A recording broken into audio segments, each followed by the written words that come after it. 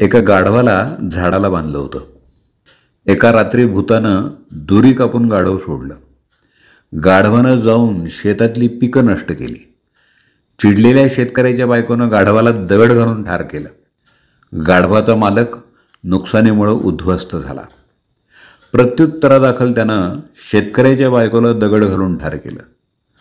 पत्नीच्या मृत्यूमुळे संतप्त झालेल्या शेतकऱ्यानं विळा घेऊन गाढवाच्या मालकाची हत्या केली. गाढवाच्या मालकाच्या पत्नीला राग आला. तिनं आणि तिच्या मुलानं शेतकऱ्याच्या घराला आग लावली. शेतकऱ्यानं आपल्या घराची राख बघून पुढं जाऊन त्या गाढवाच्या मालकाच्या बायकोला आणि मुलाला दोघांनाही ठार केलं. शेवटी जेव्हा शेतकऱ्याला वाईट वाटलं तेव्हा तो शेतकरी त्या भूताला म्हणाला, तुझ्यामुळे हे सगळे मेले, असं का केलंस?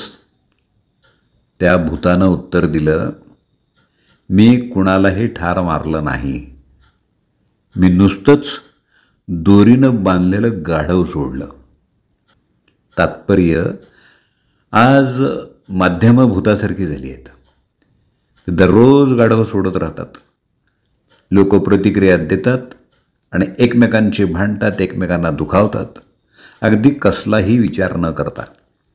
सरतेशेवटी माध्यमांच्याद्वारे सोडलेल्या प्रत्येक गाढवावर प्रतिक्रिया न देण्याची आणि आपले मित्र आणि नातेवाईक यांच्याशी असलेले आपले संबंध जपण्याची जबाबदारी आपलीच आहे.